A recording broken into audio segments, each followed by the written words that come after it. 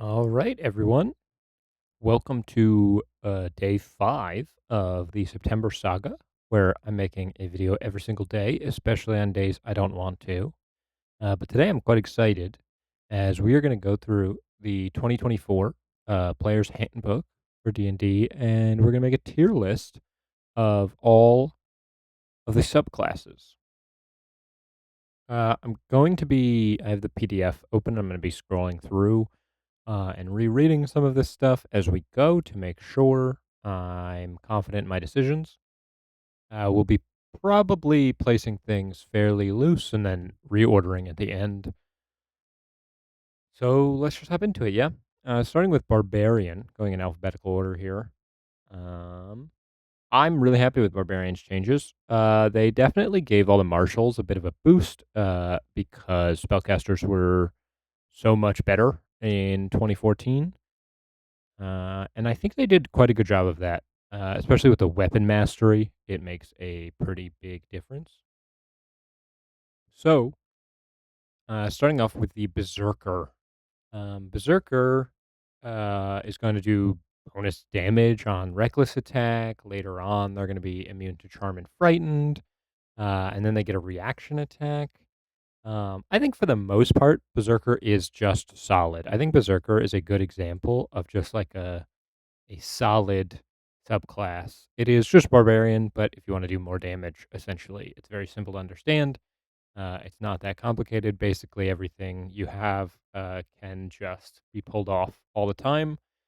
And yeah, I think it's super solid. Worth keeping in mind that lots of people will look at a tier list and think, like, oh, average and above is playable, and everything else is garbage. I think all of these subclasses are playable for the most part, and there will be some that I'm gonna put in D tier and say like, "Oh, I don't know why you would play this, but, I'm sure you could find a reason."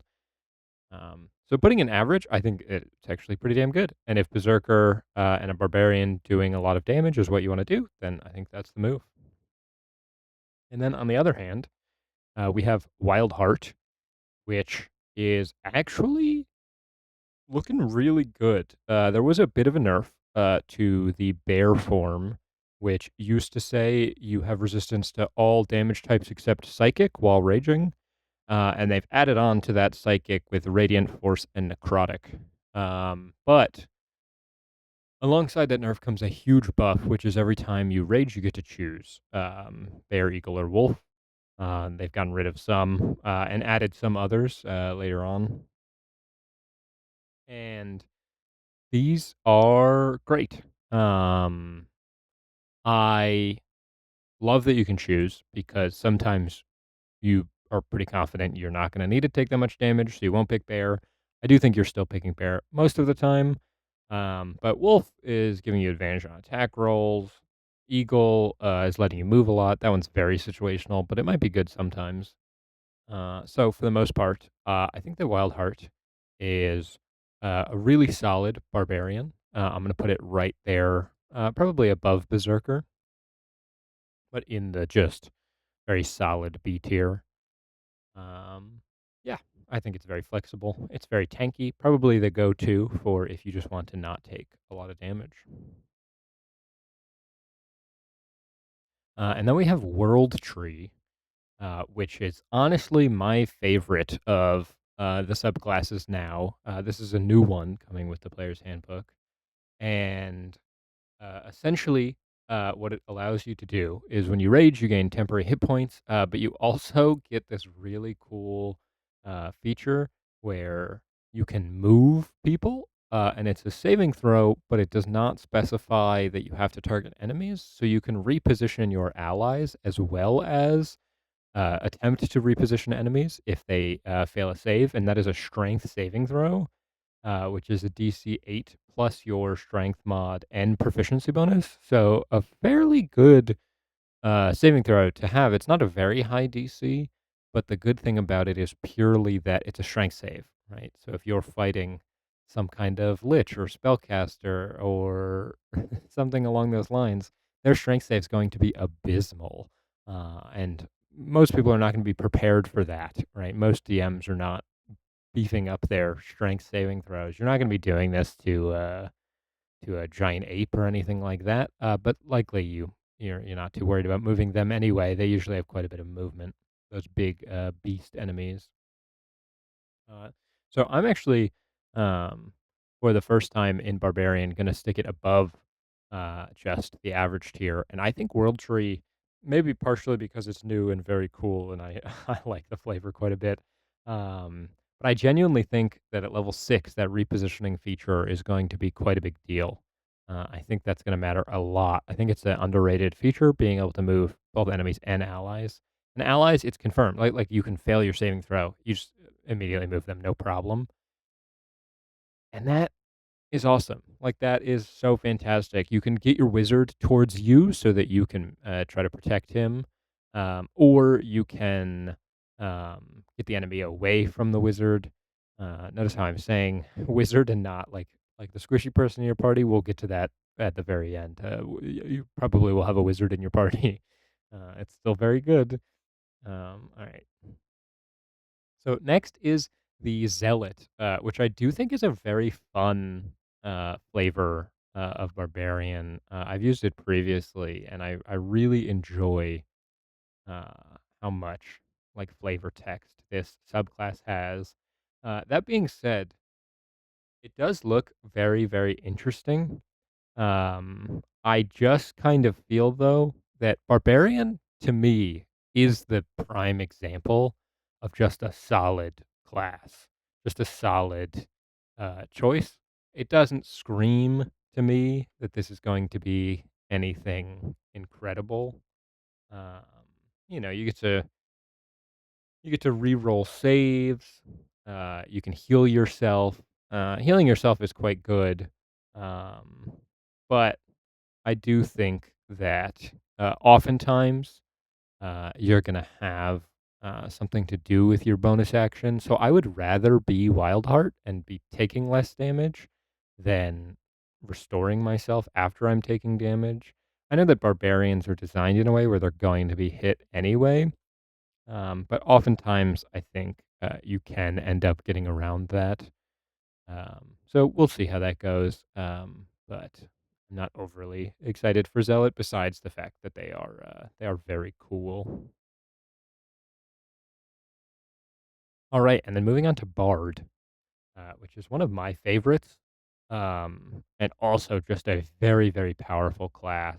And they did not uh, disappoint this time around. They've got quite a few upgrades. Especially the most exciting one is that we're getting. Oh, I passed it.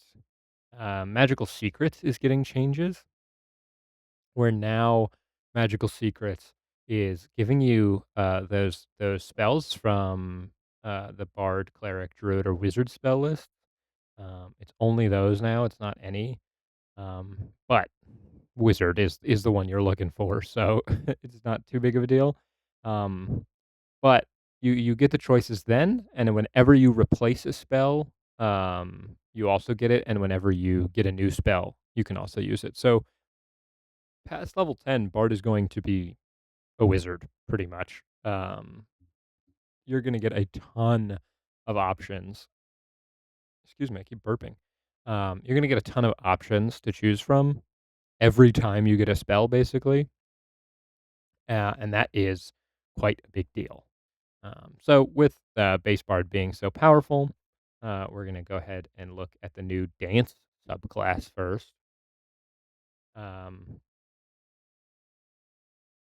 which at level 3, you get advantage on performance checks, which, depending at your table, that's either quite useful or not very useful at all. I feel like performance checks are one of those things that it's entirely up to your DM how useful that ends up being. But then you get unarmored defense, which is 10 plus your dex and charisma, which you're obviously focusing on already. So I think that is quite exciting. You get to expend your bardic inspiration as part of. Hold on, I don't even understand this. When you expend your bardic inspiration as a part of an action, a bonus action, or a reaction, you can make one unarmed strike. as part of that action, bonus action, or reaction. That's very interesting. And then you can use dexterity instead of strength for attack rolls on your unarmed strikes. Oh, okay. So I have not. Wow, Dancer's like a beat 'em up with your hands bard. That's very interesting. And then later on, when an enemy you can see ends its turn within 5 feet of you, you can take a reaction and expend one use of your bardic inspiration to move up to half your speed. And then you can also. Oh, none of this features movement provokes opportunity attacks. And one ally of your choice within 30 feet can also move half their speed using their reaction. Interesting. So once again, we're getting more of this repositioning. We're getting more of this being able to move around using your reaction. And this time, you get to make an attack when you do so. I'm not sure that these unarmed strikes are going to be that exciting. I mean, you can, of course, take um, like Tavern Brawler. You could mix this with a level of fighter and get the unarmed fighting style. Wow. Okay. That makes me very excited for Dance Bard. Dance Bard seems very good. And honestly, slight prediction here. I think we might be putting all the bards in S tier because of how powerful the base class is. So College of Glamour was pretty good in 2014. And now in 2024, I have not read much of these bard ones, so apologies for going through them. At level 3, you always have the Charm, Person, and Mirror Image spells prepared. Those are fairly good spells. And then in addition, immediately after you cast enchantment or illusion spells using a spell slot, you can cause a creature within 60 feet of yourself to make a wisdom saving throw against your spell. On a failed save, the target has the Charmed or Frightened condition, your choice, for 1 minute. The target repeats the save at the end of each of its turns, ending the effect. Um, yeah, and that's like as part of the action to cast a spell. Wow. Once you use this benefit, you can't use it again until you finish a long rest. Okay. Yep. That makes sense. Quite powerful. You can also restore your use of it by expending a bardic inspiration. There's a lot of features like this as we're reading through this that say you can restore it with some other resource. Druid gets ways to restore their wild shape. Um, Wizard gets ways to restore their subclass features with spell slots. That's scary to me because a lot of these features are quite good. Um, but players being stronger is a very solvable problem. You just buff the monsters, and we're told the monster manual when it comes out will be matching this. I don't believe them, but homebrew will always solve that. All right, and then also at level 3, as a bonus action, you can expend your Bardic Inspiration. When you do so, choose a number of other creatures within 60 feet of yourself, up to your Charisma modifier. Each of those creatures gains temporary hit points equal to 2 times the number on the Bardic Inspiration die. And then each can use its reaction to move up to its speed without provoking opportunity attacks. Once again, Glamour Bard getting this movement. You always have the command spell prepared. Uh, As a bonus action, you can cast Command without expending a spell slot. Um, and take on an unearthly appearance for 1 minute or until your concentration ends. During this time, you can cast Command as a bonus action without expending a spell slot. Wait, what? Isn't that what I just said? During this time, you can cast Command without expending a spell slot. Any creature charmed by you automatically fails its saving throw against the command you cast with this feature. Once you use this feature, you can't use it again until you finish a long rest, and you can also restore this by using a level 3 plus spell slot. No action required. Well, I'm sure you won't be surprised where I'm putting this, but let's read the last feature just in case. Level 14 is a bonus action. You can assume a magically majestic presence for 1 minute or until you have the incapacitated condition.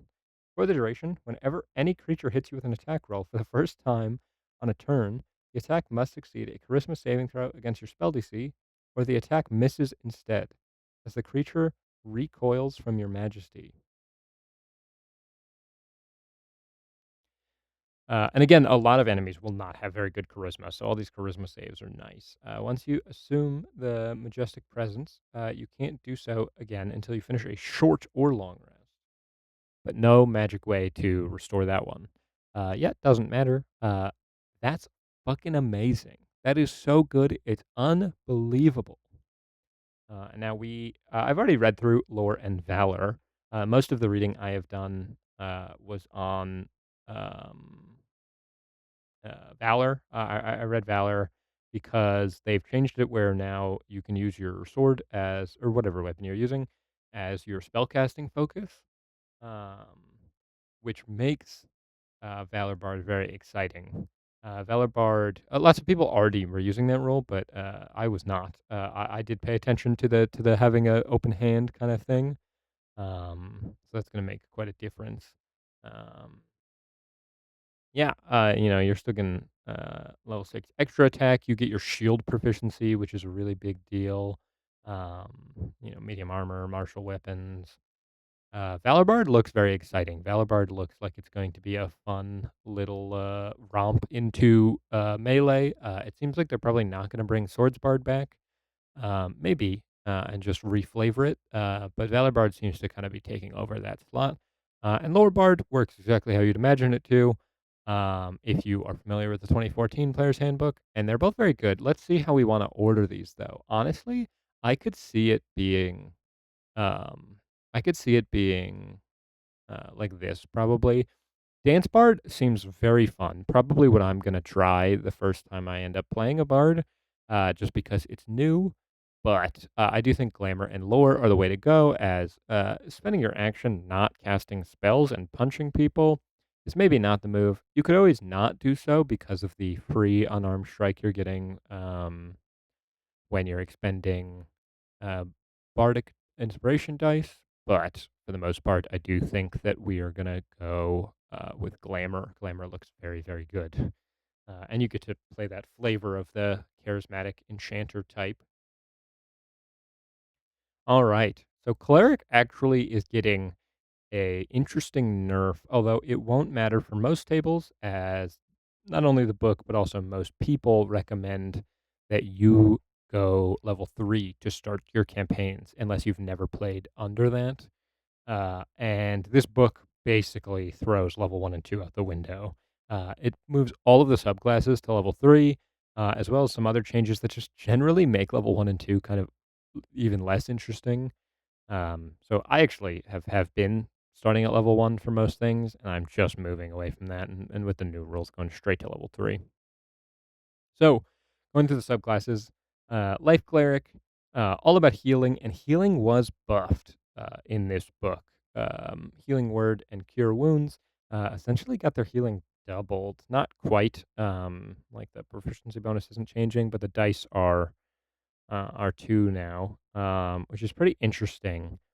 And I do think that Life Cleric is still going to be a very good multi-class. It's not quite the same now because you do have to put 3 levels in instead of 1. I think that will hurt that quite a bit. But you still at level 3 gain every time you restore hit points. It's an additional 2, as well as getting your domain spells, which are pretty good. You're getting Aid, Bless, Cure Wounds, and Lesser Restoration. Um, and I think this time around, you will probably, in the past, the way you would play would be 1 level of Life Cleric, um, and the rest, Druid. Um, People went different ones. You could probably play whatever, but the main thing was you got Good Berry, and that was your out of combat healing because each Good Berry is restoring an additional 2, which means you're like tripling Good Berry healing. That was pretty useful, and it basically made it where um, out of combat, you know, you could short rest if you needed to restore things. Everybody was healed up to full basically from the Life Cleric and the Good Berry. I think that Life Cleric is solid. I don't think it's going to be all that useful. Um, but I do think with the healing buffs, we're going to hit a point where Life Cleric already could, depending on your DM for sure, could already do a decent job. You can tell by my facial expression that decent is a stretch there, of healing people up instead of killing something. Like killing something in combat will obviously reduce the damage your party is taking. So by proxy, you're protecting them. Um, but Life Cleric is all about like restoring the hits you take. I do think the resilience, the tankiness of other classes are going to help alongside the heal buffs. So I do think Life Cleric is really good. Now let's take a look at the light domain, which I haven't really paid too much attention to. At level 3, you're getting your domain spells, which are Burning Hands, Fairy Fire, Scorching Ray, and Sea Invisibility. Not bad. And then, as a magic action, you present your holy symbol to expend a use of Channel Divinity to emit a flash of light. Blah, blah, blah. Con saving throw, 2d10 radiant damage. Right. And then you also get Warding Flare. This looks the same to me.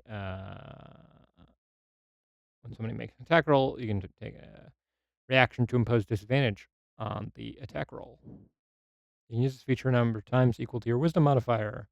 You regain features when you finish a long rest, and you don't have a magical way to restore that. Okay, so I have always kind of felt like Cleric is like beloved. I see people in love with Light Cleric. I've always felt like it didn't stand out to me. And now that you're having to take 3 levels to get to it, which makes it not a dip. You're probably not dipping into it. Um, let's see. At level 6, you improve it. Um, you regain all on a short rest at level 6, so that's quite a bit better. And in addition, whenever you use it, you can give the target of the attack, so either you or the ally you're protecting, 10 hit points equal to 2d6 plus your wisdom modifier, which is fine. That's not too bad.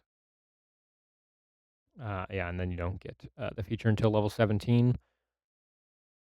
I don't know. I'm tempted to even throw this down and see. I just kind of feel like you're not that excited about playing this. In fact, I might even throw life down and see as well. So far, I'm a little, um, a little disappointed that I feel like Cleric could have used a little bit of a touch up. Maybe they're worried that the healing is going to be that big of a deal. I don't think it will, but I guess we'll find out. All right. You also get Blessing of the Trickster, which from Trickery Domain. We're moving on. As magic action, you can choose yourself or a willing creature within 30 feet to have advantage on stealth checks. Yep, that's the same. Last until you finish a long rest or use the feature again. Yeah, so just infinite advantage on stealth checks on who you want. As a bonus action, you can expend 1 use of your Channel Divinity to create an illusion. I hope this feature's buffed. Otherwise, this is going straight in D tier. The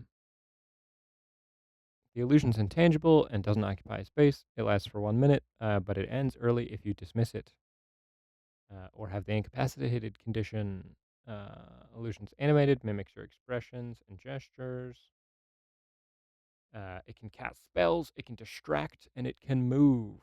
You have to use your bonus action to move the illusion.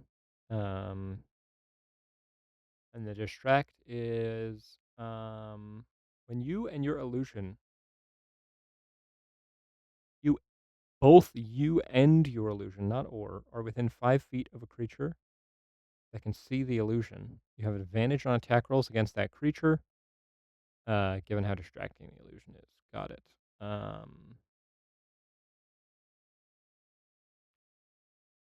Yeah. You can cast spells to the illusion, but you have to use your own senses, which means you have to be able to see the enemy, basically. And you can't be silenced or anything like that. And then our domain spells are Charm Person, Disguise Self, Invisibility, and Pass Without a Trace. Trickery, Cleric, remains. Whenever you take a bonus action to create or move the illusion of your invoked ability, you can teleport, swapping places with the illusion. And these features are counterintuitive. Like, distract is if you're both standing on top of an enemy, you have advantage on attacks, and so cleric along with druid, which we'll get into, are both getting features that, like, are like, "Hey, do you wanna be the mega spellcaster, or do you wanna smack things?" Um, Smacking things is not that exciting. We'll get into that when we get to war. Trickery just seems so disappointing. I'm not gonna lie. So far, cleric just does not seem enticing to me at all.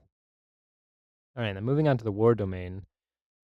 Let's see. Still the bonus action strike, I assume. When a creature within 30 feet of you misses an attack roll, you can expend one use of Channel Divinity and give it a +10 bonus. Yep. Potentially causing it to hit. When you use this feature to benefit another creature's attack roll, you must take a reaction to do so. That's a weird way to say that. Um, yeah, so that's not a bad feature. It's definitely not bad. And then your domain spells, Guiding Bolt, Magic Weapon, Shield of Faith, and Spiritual Weapon. Those are great spells. Fantastic spells. Excuse me again. And then you get, as a bonus action, you can make an attack with a weapon or an unarmed strike. You can use this bonus action a number of times equal to your Wisdom modifier, minimum of 1, and you regain all expended uses when you finish a short or long rest. Okay, now that is what I want to see. Putting it on a short rest is a big fucking deal. We might have our first pickable cleric. I'm joking. I'm joking. You can pick whatever you want. But yeah, life, light, and trickery do seem a little disappointing, whereas war now seems pretty enticing. That coming back is really nice because let me make sure I'm not being a dumbass. It didn't come back on a short rest previously, right?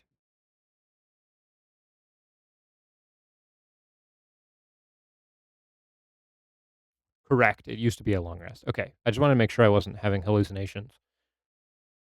All right, that makes War Priest, yeah, War Priest, the feature, and War Cleric as a whole, way, way, way more appealing.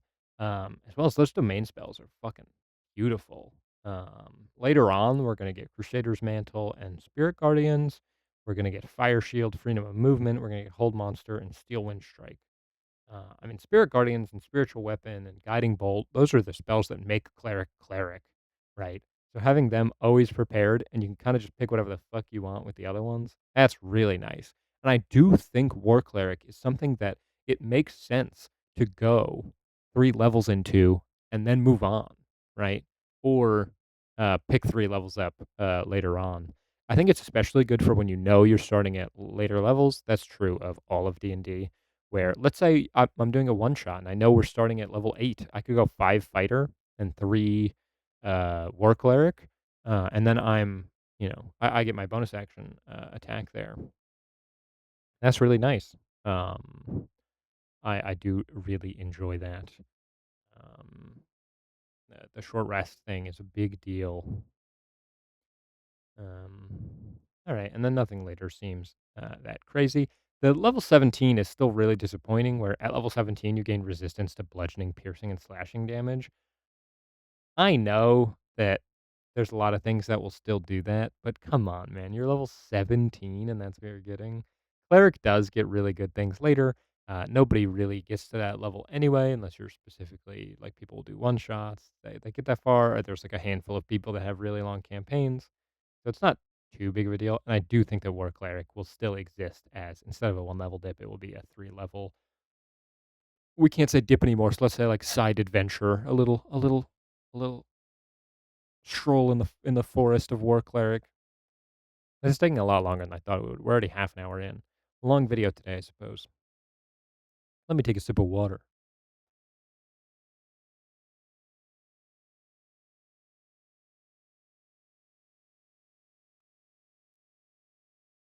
Should I cut that? Yes. Will I? No. You know the drill already.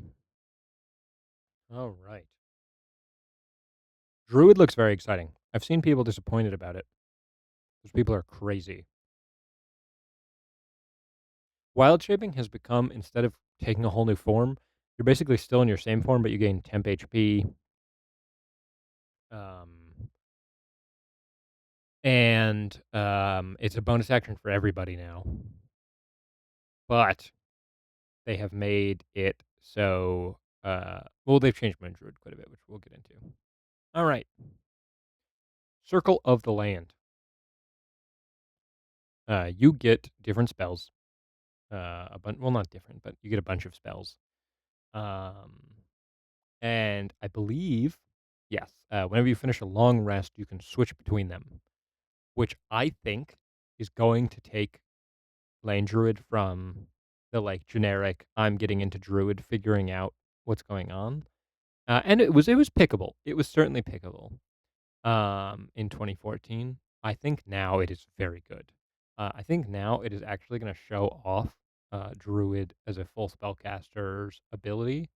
And then Wild Shape ends up being like an out of combat tool for me most of the time. I'm not going to lie.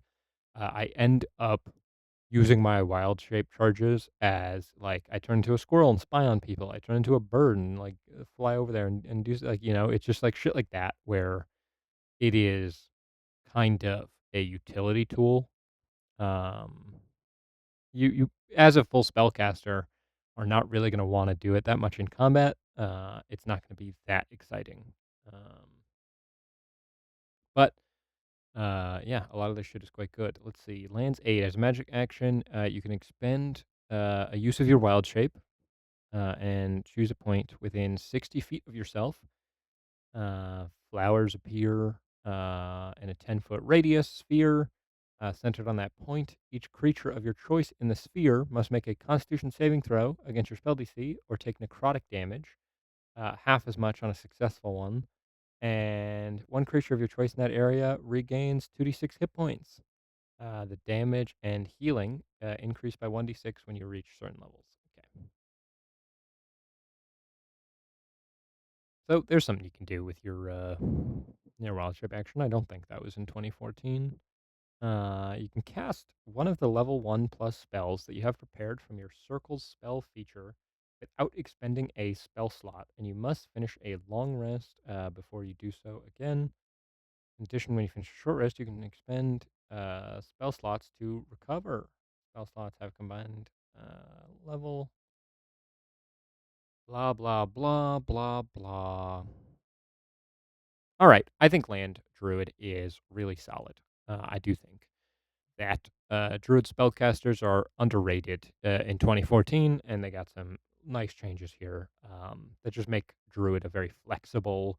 You have healing that the wizard doesn't get access to, um, and then your spells are far less about doing burst damage like a wizard can do, and far more about being a controller, a battlefield controller.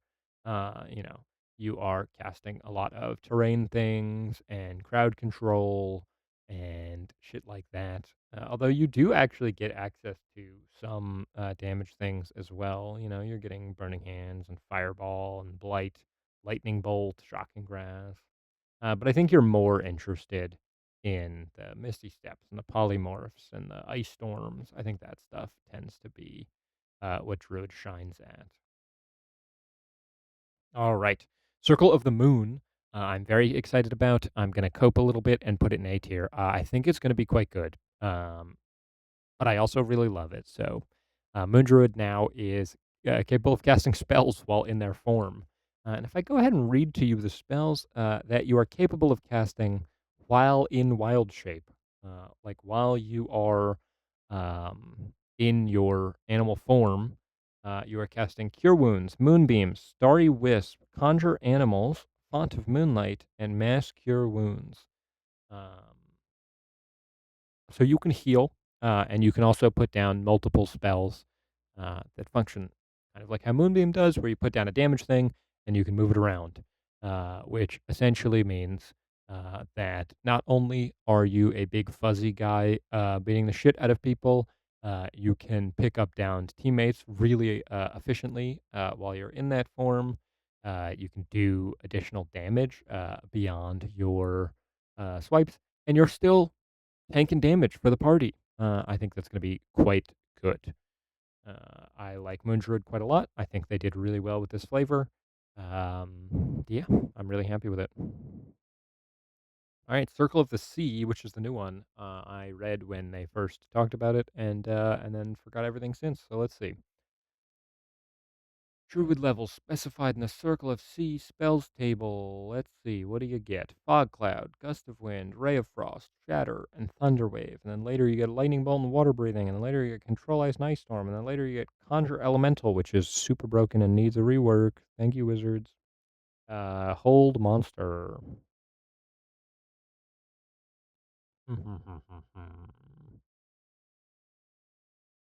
Okay, those spells look fine, I guess. As a bonus action, you can expend your wild shape to manifest a 5-foot emanation that takes the form of ocean spray that surrounds you for 10 minutes. Ends early if you dismiss it. No action required. Manifest again. Okay, what does it do when you manifest the emanation as bonus action on your subsequent turns? You can choose another creature you see in the emanation. Must succeed on a Constitution saving throw against your spell DC or take cold damage.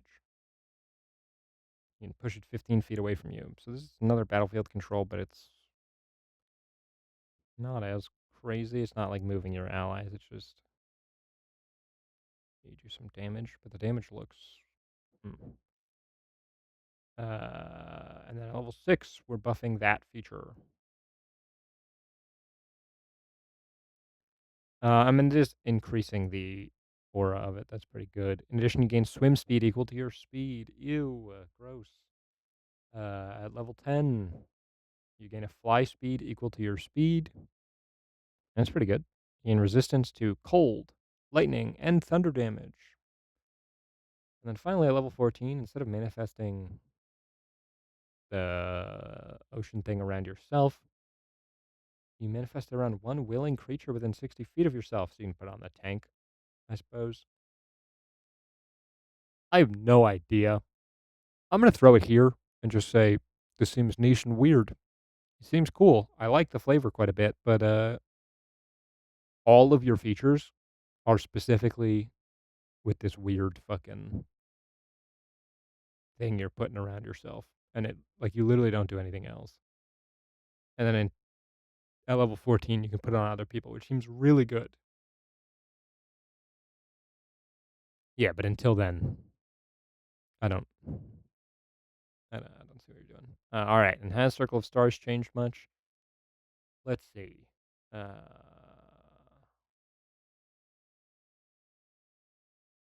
Create a star chart. It's a tiny object. You can use the spellcasting focus. While holding the spellcasting focus, you have guidance, guiding bolt prepared. You can cast guidance or guiding bolt without expending a spell slot. You can cast it in that way a number of times equal to your wisdom modifier, and you regain that when you finish a long rest. That's pretty good. And if you lose the map, you can get it back.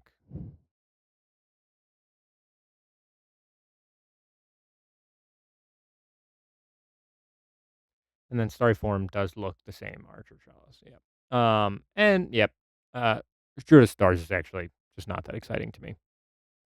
I did not love it. Now, Fighter, we can rank pretty easily. Fighter, I'll go through real quick. Fighter is exciting this time around. It's super exciting this time around because marshals got buffed with weapon masteries, and fighters are like the king of weapon mastery. Battle Master, I'm so tempted to put it in S tier. I genuinely think that Battle Master is not only like the main fighter you're going to pick, well, it has been in the past, and I think it will continue to be. I think it actually rivals some of the spellcasting stuff. I'm going to put it for sure when we get to the other things. I'm going to put it behind all of them, but I do think it actually makes it in the same tier. And I think Eldritch Knight I'm putting down here, not because it is actually that bad. I do think Eldritch Knight, purely because it is a fighter subclass, is actually not that bad. I'm going to do the same thing to Arcane Trickster. But it just makes no sense to pick. Everything else feels so much better. And I'm gonna put Champion and Psy Warrior both up here. Champion is not that exciting, but it's always just really solid. Um, and I truly think that Battle Master is quite a big deal. And then going to Monk, Monk did get some buffs. Monk is actually fairly exciting now, like with some key increases and some blah blah blah blah blah blah blah. As well as every single monk you play will be dipping one level into fighter because of the unarmed fighting style, basically making your martial arts die stupid and dumb. Now, I do think that monk is a little bit left behind by a lot of stuff. I'm not sure that that will always be the case, but I just kind of feel like a lot of things can do what monk does better. I think that monk is cool. I think that monk is interesting.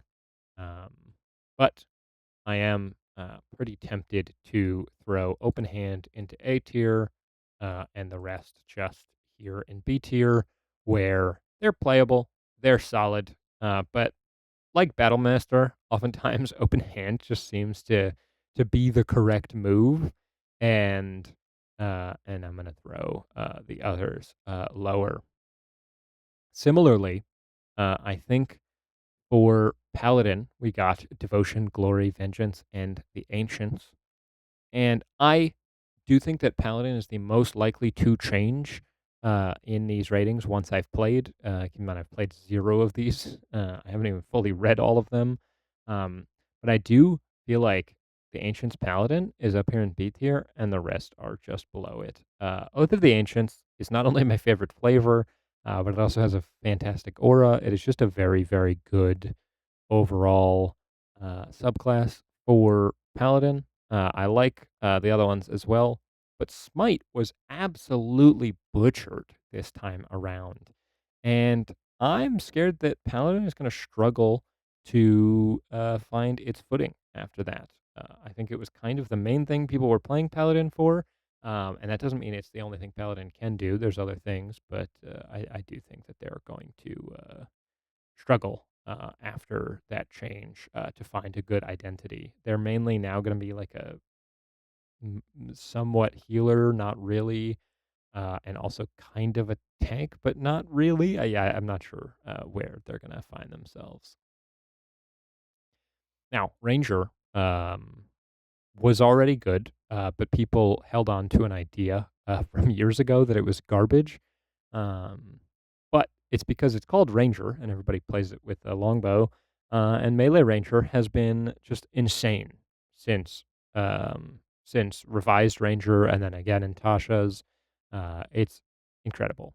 And I've looked through these pretty extensively. Gloomstalker and Fey Wanderer don't make any sense to me. I truly don't know what we are meant to do with those subclasses.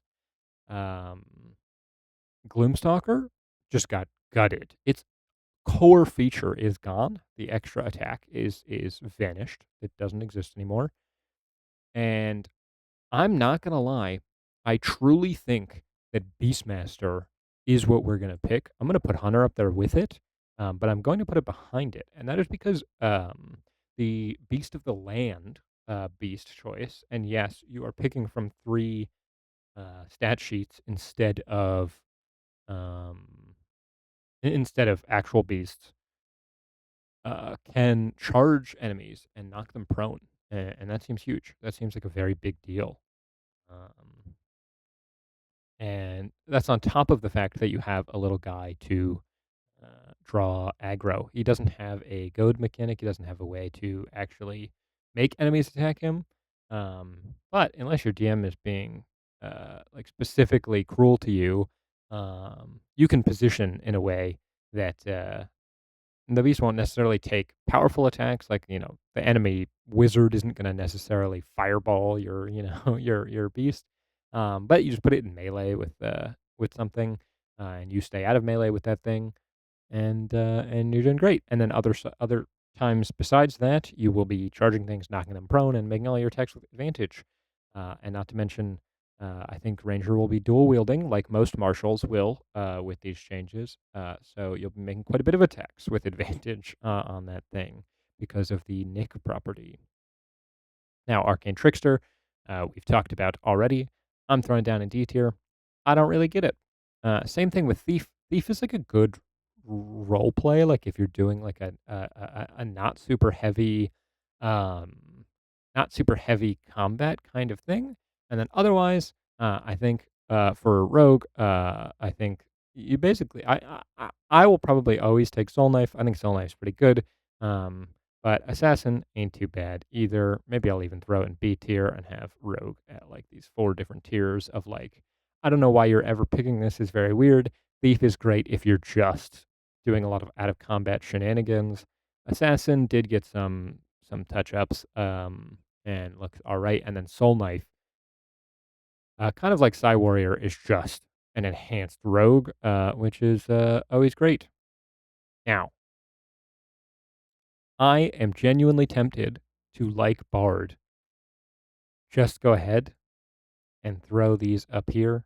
Um, I am going to do it this way in this correct order.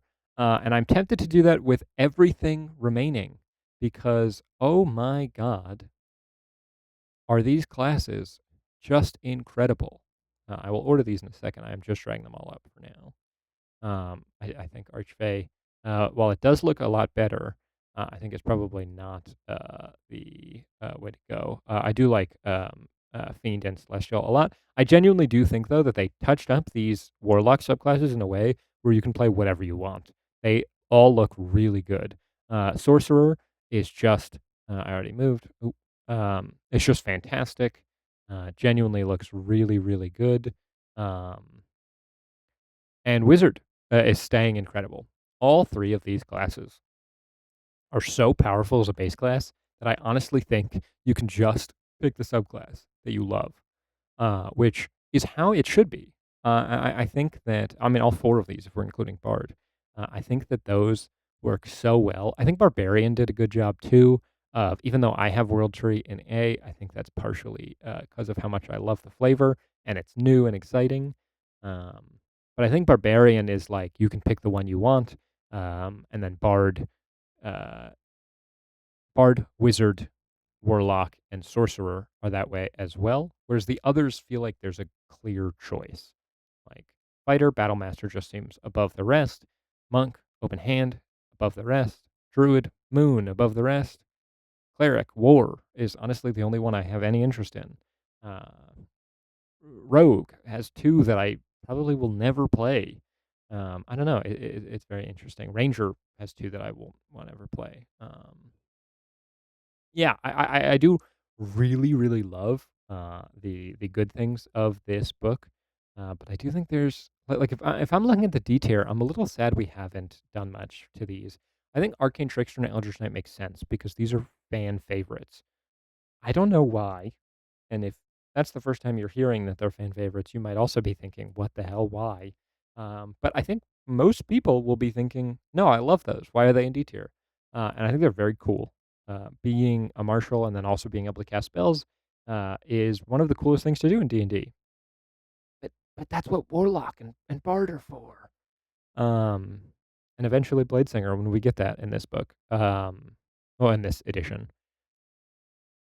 Yeah, I'm pretty happy with how I have this list set up, and I do think that our parties are going to look very similar to how they used to look because spellcasters are just absurd. I do genuinely think that you could very, very easily have a party be. I'm gonna pick my personal my personal vibes for the subclasses, but you could have like a Valor Bard, you know, and a Clockwork Sorcerer, a Celestial Warlock, along with an Abjurer Wizard, and that party would go crazy. You just pick 4 full spellcasters and just let them use their features to protect themselves, and they're clearing combat so quickly that they're not even that worried about getting hurt. The Warlock can pick you up if you do go down, the Bard can pick you up if you do go down. the Abjurer Wizard is protecting himself, and the Clockwork Sorcerer can protect himself, that party would just be fantastic. And obviously, if your DM is specifically using silence or like a homebrewed Dimeridium type thing, anti magic, um, yeah, I mean, they're going out of their way to harm a very strong party, and even then, I think you would be okay. So this ended up being far longer than I thought it would, even though we sped through it at the end. But yeah, I am really excited to play this. All of S tier, I would love to play. All of A tier, I would love to play. And B and below, I don't think I personally will ever really play those things because I don't play that much. I mostly DM, but um, I do think basically everything is pickable. Even Arcane Trickster, which I have at the very bottom and just don't understand, you could absolutely get through even one of my campaigns just fine as an Arcane Trickster. I would make fun of you, but I think you'd do okay. I think all of these subclasses are very pickable. I think the core classes got a lot of changes that look really, really solid. Yeah, I'm excited to get into it, and I will see you guys tomorrow.